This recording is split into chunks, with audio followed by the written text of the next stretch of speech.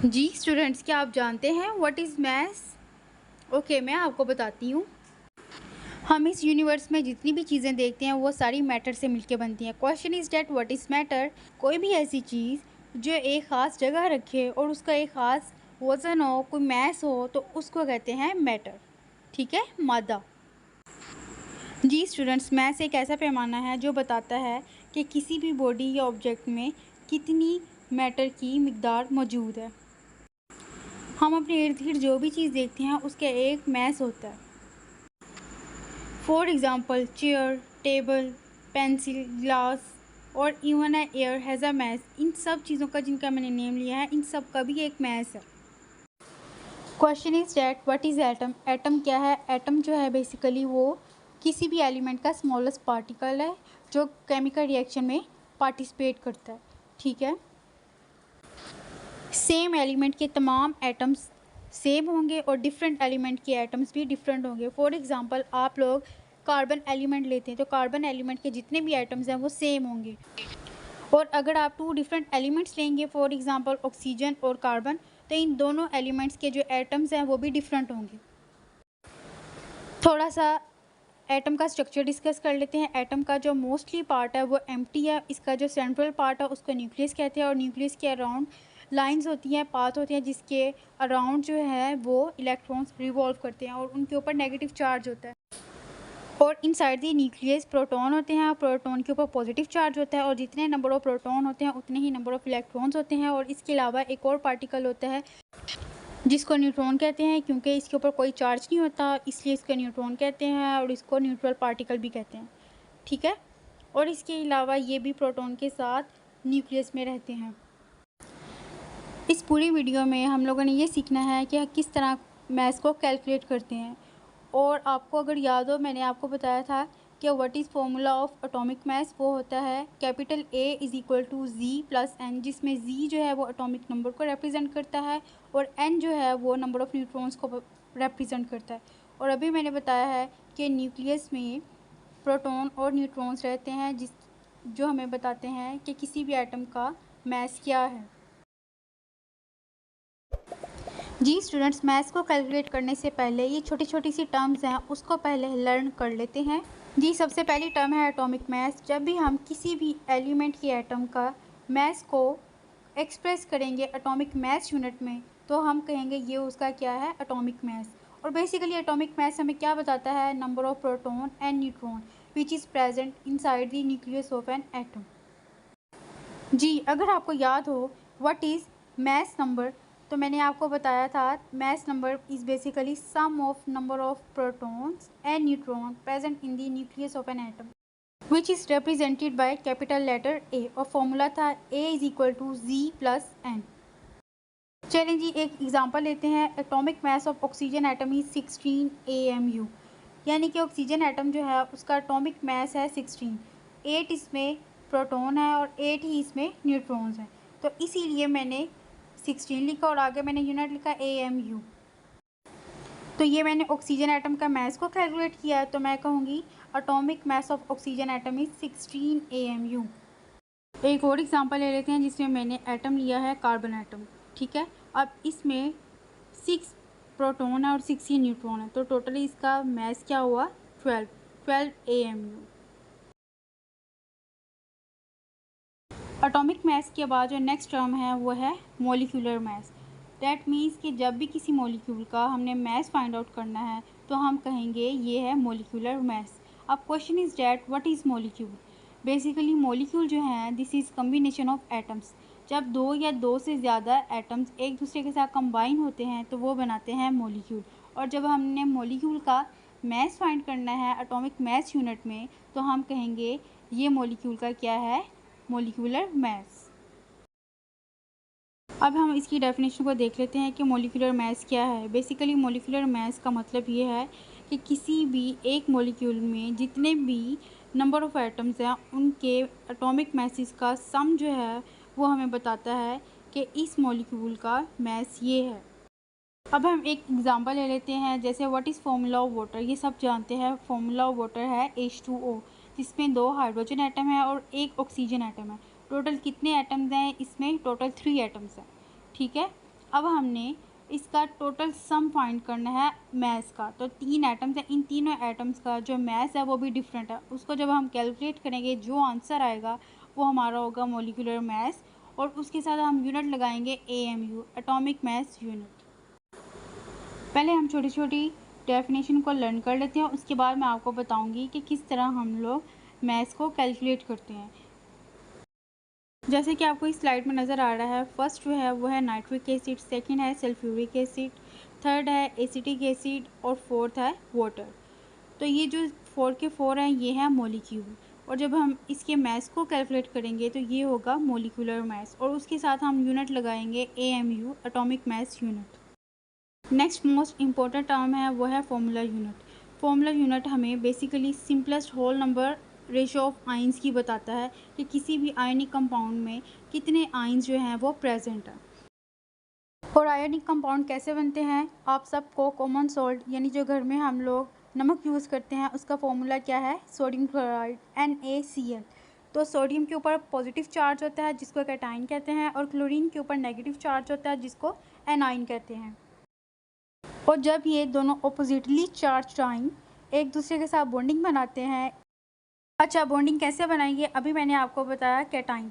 तो कैटाइन कब बनता है, जब भी कोई एटम अपने आप को स्टेबल करने के लिए अपने आउटरमोस्ट शेल में से एक इलेक्ट्रॉन को लूज़ करेगा तो वो एटम आयन बनाएगा, और आयन की कौन सी टाइप बनाएगा, कैटाइन बनाएगा, क्योंकि उसके ऊपर कौन सा चार्ज होता है, पॉजिटिव चार्ज।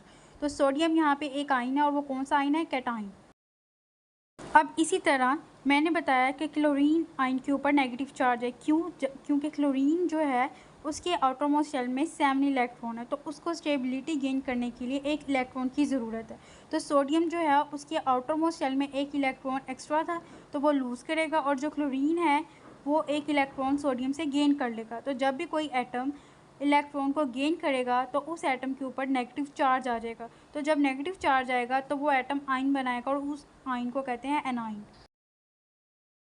और जब कैटाइन और एनाइन एक दूसरे के साथ बॉन्डिंग करते हैं, कंबाइन होते हैं, तो वो एक कंपाउंड बनाते हैं, और उस कंपाउंड को कहते हैं आयनिक कंपाउंड, क्योंकि उन दोनों के ऊपर ऑपोजिट चार्ज होते हैं। सोडियम के ऊपर प्लस चार्ज और क्लोरीन के ऊपर नेगेटिव चार्ज, ये दोनों है ना ऑपोजिट चार्जेस। और एक और बात आपको बताती चलूँ कि आयनिक कंपाउंड को हम हमेशा फॉर्मूला यूनिट से रिप्रेजेंट करते हैं। फॉर्मूला यूनिट मैंने आपको इसलिए बताया था क्योंकि हमारी जो बेसिक डेफिनेशन है, मेन डेफिनेशन, वो है फॉर्मूला मैस। और आपने ये याद रखना है कि हम लोग हमेशा फॉर्मूला मैस किसको कहते हैं। फॉर्मूला मैस का मतलब ये है कि जब भी हमने किसी भी आयनिक कंपाउंड का मैस फाइंड करना है तो हम टर्म यूज़ करते हैं फॉर्मूला मैस। और मैंने आपको बताया है आयनिक कंपाउंड को रिप्रेजेंट करने के लिए हम लोग क्या यूज़ करते हैं, term formula unit. Formula mass की डेफिनेशन पढ़ लेते हैं। It is the sum of atomic masses of all the atoms present in one formula unit of a substance। अच्छा, अब एग्जांपल में देखते हैं कि एग्जांपल किसकी दी हुई है। Okay, formula mass of sodium chloride is 58.5 AMU। अच्छा, हम लोग जो मैस कैलकुलेट करते हैं उसकी वैल्यू पॉइंट्स में भी आ सकती है और होल नंबर में भी आ सकती है। सेकेंड एग्जांपल है कैल्शियम कार्बोनेट, और उसका फॉर्मूला मैस जो है वो है 100 AMU। अभी तक मैंने आपको एटॉमिक मैस, मोलिकुलर मैस और फॉर्मूला मैस बताया, और उसके साथ बताया है यूनिट हमने यूज़ करना है AMU, एटॉमिक मैस यूनिट। जी स्टूडेंट्स, अब आपने थोड़ा सा ध्यान से सुनना है, मैं एक दफ़ा रिपीट कर रही हूँ। जब भी हमने किसी सब्सटेंस के मैस को फाइंड आउट करना है तो वो इनमें से कोई एक हमने फाइंड आउट किया होगा, या एटॉमिक मैस फाइंड किया है, या मोलिकुलर मैस फाइंड किया है, या फॉर्मूला मैस किया है, क्योंकि हमने इसके साथ यूनिट क्या लगाया है, AMU। ठीक है, अब जब भी हम लोग एटॉमिक मैस, मोलिकुलर मैस और फॉर्मूला मैस फाइंड आउट करने के बाद उसके साथ यूनिट लगाएंगे ग्राम, यानी कि जब हम किसी भी सब्सटेंस का मैस एक्सप्रेस करेंगे ग्राम में तो वो हम कहेंगे वो इसका क्या है, molar mass, instead of atomic mass, formula mass and molecular mass. चलें, अब हम लोग प्रैक्टिस स्टार्ट करते हैं। फर्स्ट है हमारे पास how to calculate atomic mass of carbon atom. अब हमने इस एग्जांपल में कार्बन एटम लिया है और इसका हमने मैस फाइंड करना है। ठीक है, अब कार्बन का जो मैस है वो है 12 और साथ यूनिट लगाया AMU, डैट मीन्स ये है एटॉमिक मैस। फिर उसके बाद वेरी नेक्स्ट मैंने आपको बताया था कि जब भी हम लोग यूनिट लगाएंगे ग्राम तो वो क्या होगा, उसका मोलर मैस। अच्छा, अगर आप नोटिस करें मैंने यहाँ पे यूनिट लिखा है ग्राम पर मोल। तो यहाँ पे 12 ग्राम जो है ये एक कार्बन एटम का मोलर मास मैंने कैलकुलेट किया हुआ है। ठीक है, अगर मैं 2 कार्बन एटम का मोलर मास कैलकुलेट करूँ तो 12 मल्टीप्लाई बाय 2, तो आंसर मेरा आएगा 24 ग्राम पर मोल। यानी हर मोल के लिए कार्बन एटम की वैल्यू जो है वो है 12। अगर 2 होंगे तो उसे 2 से मल्टीप्लाई करें, अगर 3 हैं तो 3 से, एंड सो ऑन। आगे मैं आपको प्रैक्टिस कराऊंगी तो आपको समझ आ जाएगी। चलें जी next, how to calculate molecular mass of nitric acid. तो इसके लिए सबसे पहले आपको नाइट्रिक एसिड का फॉर्मूला याद होना चाहिए, वो है HNO3। तो ज़रा कैलकुलेट तो करें कि इसमें टोटल कितने एटम्स हैं। एक हाइड्रोजन, एक नाइट्रोजन और 3 ऑक्सीजन। तो टोटल कितने एटम्स हुए, 5। यानी 5 एटम्स के कम्बिनेशन की वजह से एक मॉलिक्यूल बना है। तो जब हम एक किसी भी मॉलिक्यूल में जितने नंबर ऑफ़ एटम्स प्रेजेंट होते हैं उनके मास को सम अप करेंगे तो वो हमने क्या कैलकुलेट कर लिया, मॉलिक्यूल का मास। तो हम उसको क्या कहते हैं, मॉलिक्यूलर मास। चलिए जी मॉलिक्यूलर मास फाइंड करना स्टार्ट करते हैं। इसके लिए आप लोगों को एटलीस्ट 1 to 20 एलिमेंट्स का एटॉमिक नंबर और मास नंबर याद होना बहुत ज़रूरी है। चलिए मैं यहाँ पे साथ ही पीरियोडिक टेबल जो है वो शो करवा देती हूँ ताकि टाइम वेस्ट ना हो। सबसे पहले मैंने लिखा फॉर्मूला HNO3। हाइड्रोजन का जो मास है वो है 1, नाइट्रोजन का जो मास है वो है 14, और उसके बाद ऑक्सीजन है मेरे पास यहाँ पे 3 एटम्स हैं। तो मैंने पहले लिखा 3 और ब्रैकेट में ऑक्सीजन का मास नंबर लिखा वो है 16। अब उसके बाद मैंने 14 + 1 उसको एडअप किया, समअप किया, वो मेरा आंसर आया 15। और उसके बाद ब्रैकेट में था 16, उसको मैंने मल्टीप्लाई किया 3 के साथ, मेरा आंसर आया 48। अब इन वैल्यू को मैंने समअप किया, मेरा आंसर आया 63। और आगे मैंने यूनिट लगाया AMU, that means 63 is molecular mass of nitric acid. चलिए जी एक दफ़ा मैं रिपीट कर देती हूँ, how to calculate molecular mass of nitric acid. सबसे पहले आप लोगों ने फॉर्मूला लिखना है HNO3। उसके बाद आपने जो भी एलिमेंट है उसका आपने मास नंबर लिखना है। ठीक है, अब मेरे पास यहाँ पे हाइड्रोजन था, मैंने उसका एटॉमिक मास लिखा 1। हाइड्रोजन ख़त्म हो गया। अब नेक्स्ट एलिमेंट यानी एटम का जब मास लिखना है तो उससे पहले आपने प्लस लगाना है। प्लस लगाने के बाद मेरे पास नाइट्रोजन था, तो नाइट्रोजन का मास नंबर है 14। 14 के बाद मैंने प्लस लगाया क्योंकि नाइट्रोजन का एक ही एटम था। फिर उसके बाद मेरे पास 3 ऑक्सीजन के एटम है, तो मैंने लिखा 3 और ब्रैकेट में ऑक्सीजन का मास नंबर लिखा वो है 16। अब मैंने इनको सिंप्लीफाई किया, सिंप्लीफाई करने के बाद मेरा आंसर आया है 63। और 63 के बाद मैंने उसके साथ यूनिट लगाया AMU। तो इससे हमने नाइट्रिक एसिड का क्या फाइंड कर लिया, मॉलिक्यूलर मास। अब सेम इसी तरह अगला क्वेश्चन है, how to calculate molar mass of nitric acid. तो मैंने आपको स्टार्ट में बताया था कि जब भी किसी भी सब्सटेंस के मास को हम लोग ग्राम में एक्सप्रेस करेंगे तो वो हम क्या फाइंड करेंगे, मोलर मास। क्या फाइंड करेंगे, मोलर मास। अब यहाँ पे क्वेश्चन पूछा है, how to calculate molar mass of nitric acid. Same as it is जैसे मैंने इससे प्रीवियस स्लाइड में आपको बताया है वैसे फाइंड आउट करना है। और उसके बाद हमने एंड में यूनिट लगाना है, एटॉमिक मास यूनिट के बजाय ग्राम पर मोल, जो हमें बता रहा है कि हमने इस मॉलिक्यूल का क्या फाइंड किया है, मोलर मास, क्योंकि यूनिट लगाया है हमने ग्राम पर मोल। ग्राम पर मोल का मतलब ये है, अगर मैंने एक मॉलिक्यूल का मोलर मास फाइंड किया है तो 63 आएगा, और अगर मैंने 2 मॉलिक्यूल का फाइंड किया तो 63 मल्टीप्लाई बाय 2, तो मेरा आंसर आया 126। और अगर इसी तरह 3 मॉलिक्यूल के लिए मैंने फाइंड आउट किया तो मैं करूँगी 3 मल्टीप्लाई बाय 63। तो ग्राम पर मोल का मतलब ये है। आई थिंक अब आपको इसका आइडिया हो गया होगा। इन शॉर्ट कि 63 ग्राम पर मोल जो है वो बता रहा है कि मेरा नाइट्रिक एसिड के 1 मॉलिक्यूल का जो मोलर मास है वो है 63, और अगर 2 होगा तो मैंने वो बता दिया आपको। चलें जी, इस स्लाइड में पूछा है, how to calculate molecular mass of sulphuric acid. Do you know what is formula of sulphuric acid? Yes, it is H2SO4।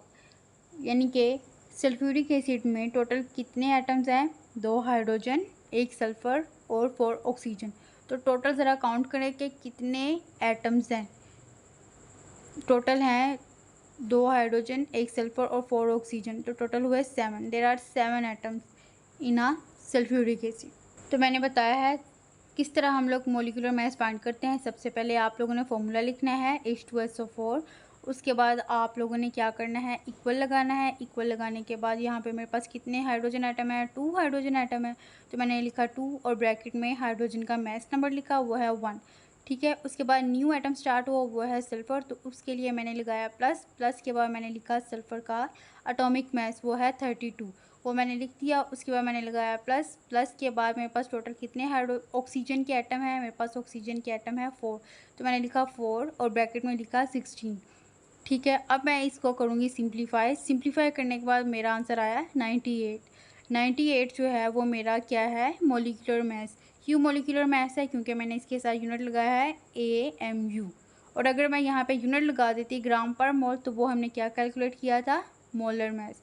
Molar mass किसका, सल्फ्यूरिक एसिड का। चलिए जी, इस क्वेश्चन में पूछा है how to calculate molecular mass of washing soda, और साथ ही मैंने मेंशन कर दिया है what is formula of washing soda, वो है Na2CO3.10H2O। इसका मतलब ये है सोडियम कार्बोनेट के साथ 10 मॉलिक्यूल ऑफ वाटर प्रेजेंट है। ठीक है, तो उसको हम कहते हैं वॉशिंग सोडा। बेसिकली ये वॉशिंग पर्पज़ के लिए यूज़ होता है, इसीलिए इसका नेम है वॉशिंग सोडा, और भी इसके बहुत से यूजेस हैं। एनी हाउ, अभी हमने फाइंड करना है मॉलिक्यूलर मास। चलें स्टार्ट करते हैं। ये वाली एग्जांपल बिल्कुल same as it is previous जितनी मैंने एग्जांपल करवाई है उस जैसी है। चेंज कहाँ पर आया है, जहाँ पे लिखा हुआ है डॉट 10H2O। इसका मतलब ये है कि यहाँ पर वाटर के मॉलिक्यूल कितने हैं, 10, तो 10 आप लोगों ने एज इट इज़ एंड तक लिखे रहना देना है। ठीक है, चलिए जल्दी से हम इसका मॉलिक्यूलर मास फाइंड आउट कर लेते हैं। सबसे पहले आपने देखना है इसमें कितने सोडियम के एटम है। देयर आर 2 सोडियम एटम, मैंने लिखा 2 और ब्रैकेट में सोडियम एटम का मास लिखा वो है 23, ब्रैकेट क्लोज। फिर मैंने लिखा प्लस। प्लस के बाद मैंने लिखा कार्बन का मास नंबर वो है 12। फिर मैंने लिखा प्लस, मेरे पास कितने ऑक्सीजन एटम है, देयर आर 3 ऑक्सीजन एटम, और ऑक्सीजन एटम का मास नंबर क्या है, वो है 16। ठीक है, फिर मैंने लिखा प्लस और 10 एज इट इज़ मैंने लिख दिया। और हाइड्रोजन कितने हैं, 2। 2 के बाद मैंने लिखा हाइड्रोजन का मास नंबर वो है 1। 1 लिखने के बाद मैंने लिखा प्लस, और कितने ऑक्सीजन आइटम है, there is only 1 oxygen item, और ऑक्सीजन का मास नंबर है 16, वो मैंने लिख दिया। अब इसके बाद मैंने ब्रैकेट को क्लोज़ कर दिया।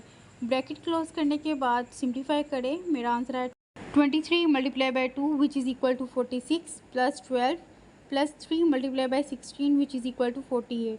उसके बाद मैंने 10 एज इट इज़ लिख दिया। लिखने के बाद 2 multiply by 1 which is equal to 2 plus 16 bracket close. उसके बाद मैंने 46 प्लस 12 प्लस 48 इन तीनों को सम अप किया है, मेरा आंसर आया 106 प्लस 10 मैंने एज इट इज़ लिखा, और 16 प्लस 2 को सम अप किया, मेरा आंसर आया 18। 18 के बाद मैंने लिखा 106 plus 10 multiply by 18 which is equal to 180। अब इन दोनों को मैंने सम किया। सम करने के बाद मेरा आंसर आया 286। यूनिट लगाया AMU which is molecular mass of washing soda. और अगर मैं यूनिट लगा दूँ AMU की जगह ग्राम पर मोल, तो वो मैंने क्या फाइंड आउट कर लिया, वॉशिंग सोडा का मोलर मास।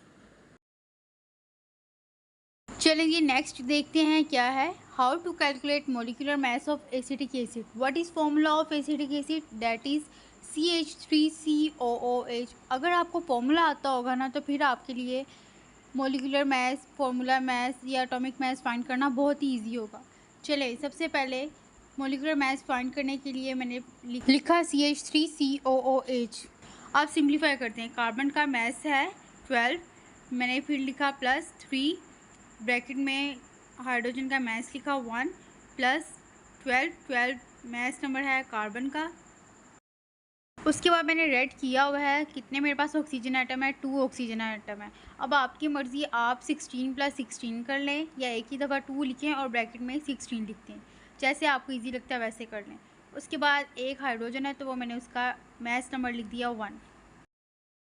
अब मज़ीद इसे सिंप्लीफाई कर लेते हैं। 12 plus 3 into 1 which is equal to 3 plus 12 plus 2 into 16 which is equal to 32 plus 1। अब जब मैंने इसको सम अप किया, मेरा आंसर आया है 60। साथ मैंने यूनिट लगाया AMU, डैट मीन्स हमने क्या फाइंड किया, एसिटिक एसिड का मोलिकुलर मास। और अगर मैं साथ यूनिट लगा दूँ ग्राम पर मोल, तो हमने एसिटिक एसिड का क्या फाइंड किया, मोलर मास। चलें जल्दी से नेक्स्ट कर लेते हैं, how to calculate formula mass of calcium carbonate. Calcium carbonate का फॉर्मूला है CaCO3। ये भी सेम एज इट इज़ जैसे मैंने अभी आपको पहले करवाई है, सेम वैसे ही ये भी करनी है।